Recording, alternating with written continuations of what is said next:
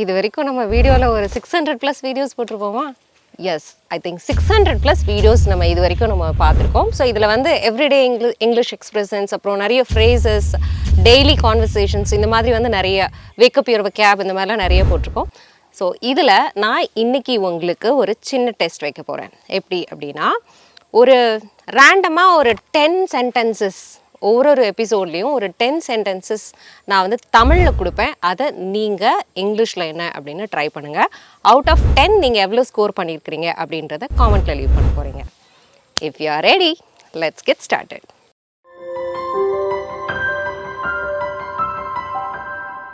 Stop learning, never stop growing,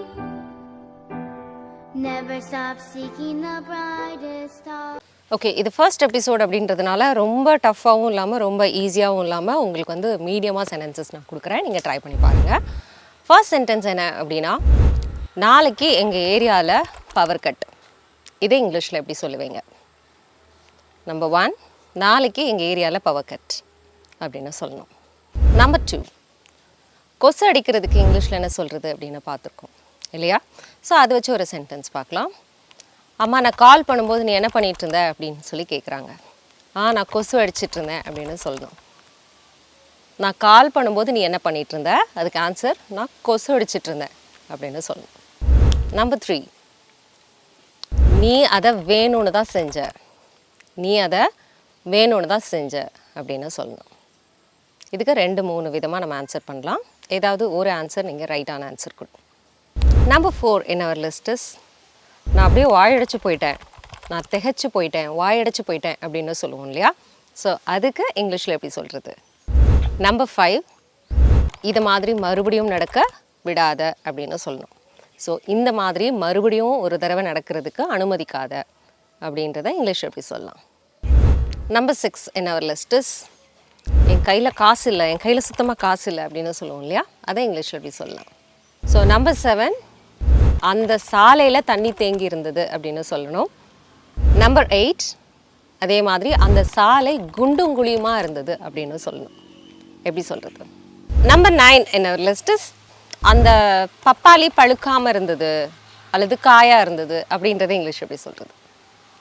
last and final one is, நான் நேற்றுக்கே அந்த படம் பார்க்கணுன்னு நினச்சேன், பட் என்னால் முடியல அப்படின்னு சொல்கிறது. நான் நேற்றே அந்த படம் பார்க்கணுன்னு நினச்சேன், பட் என்னால் முடியலை. So this is last and final one. Video pass பண்ணிவிட்டு நீங்கள் ட்ரை பண்ணுங்கள், அப்புறம் ப்ளே பண்ணிவிட்டு ஆன்சர்ஸ் செக் பண்ணிக்கோங்க.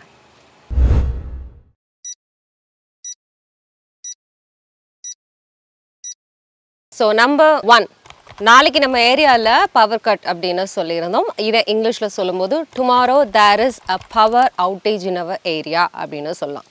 Tomorrow there is a power outage in our area அப்படின்னு சொல்லலாம். நம்பர் 2, நான் கால் பண்ணும்போது நீ என்ன பண்ணிகிட்டு இருந்த அப்படின்னு கேட்டிருந்தேன். இது வந்து ஒரு கொஸ்டின் அண்ட் ஆன்சர் மாதிரி. நான் கால் பண்ணும்போது நீ என்ன பண்ணிகிட்டு இருந்த அப்படின்னா, கொசு அடிச்சிட்டு இருந்தேன் அப்படின்னு சொல்லணும். What were you doing when I called you அப்படின்றது question. What were you doing when I called you? The answer is, I was swatting the mosquitoes. I was swatting the mosquitoes அப்படின்னு சொல்லணும். Third one in our list is, நீ அதை வேணும்னு தானே பண்ண அப்படின்னு சொல்கிறது. அது நீ அதை வேணும்னு தான் பண்ண அப்படின்னு சொல்கிறது. So the answer is, you did it intentionally அப்படின்னு சொல்லலாம். அப்படி இல்லை அப்படின்னா யூ டிட் இட் டெலிபரேட்லி அப்படின்னு சொல்லலாம். நெக்ஸ்ட் ஒன் என்ன பார்த்தோம் அப்படின்னா, நான் அப்படியே வாயடைச்சு போயிட்டேன், அப்படியே திகைச்சு போயிட்டேன். ஸோ இந்த மாதிரி சொல்கிறதுக்கு இங்கிலீஷில் ஐ வாஸ் டம் ஃபவுண்டட் அப்படின்னு சொல்லலாம். ஐ வாஸ் டம் ஃபவுண்டட். டம்னா பேச முடியாதவங்கள சொல்லுவோம். ஸோ அந்த எக்ஸ்ப்ரெஷனில் வரும் இது. ஐ வாஸ் டம் ஃபவுண்டட் அப்படின்னு சொல்லலாம்.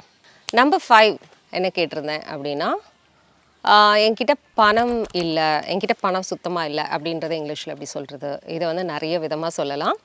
I am short of money அப்படின்னு சொல்லலாம். ஐ எம் அவுட் ஆஃப் மணின்னு சொல்லலாம். ஐ எம் கேஷ் ட்ராப்ட் அப்படின்னு சொல்லலாம். ஓகே, ஸோ இதில் ஏதாவது ஒரு ஆன்சர்ஸ் நீங்கள் எழுதிருக்கிறீங்களா அப்படின்னு பாருங்கள். So number 5 in our list is, இதை மறுபடியும் நடக்காமல் பார்த்துக்கோ அப்படின்னு சொல்கிறது. So don't let it happen again அப்படின்னு சொல்லணும். டோன்ட் லெட் இட், லெட்னா அலோ அப்படின்ற மீனிங்கில் நம்ம யூஸ் பண்ணுவோம். Don't let it happen again அப்படின்னா மீண்டும் இந்த மாதிரி நடக்காமல் பார்த்துக்கோ அப்படின்னு சொல்கிறது. So number 7 in our list is, அந்த சாலை வந்து தண்ணி தேங்கி இருந்தது அந்த மாதிரி பார்த்தோம். The road was waterlogged அப்படின்னு சொல்லலாம். அதே மாதிரி நெக்ஸ்ட் வந்து என்ன பார்த்தோம் அப்படின்னா அந்த சாலை குண்டும் குழியுமா இருந்தது அப்படின்றத இங்கிலீஷ் எப்படி சொல்கிறது அப்படின்னு கேட்டிருந்தேன். The road was full of potholes அப்படின்னு சொல்லணும். The road was full of potholes. குண்டும் குழியுமா இருந்தது அப்படின்றதுக்கு potholes அப்படின்னு சொல்லலாம். அண்ட் நம்பர் 9 நம்ம என்ன பார்த்தோம் அப்படின்னா அந்த பப்பாளி காயாக இருந்தது அப்படின்றது சொல்லணும். The papaya was raw அப்படின்னு சொல்லலாம்.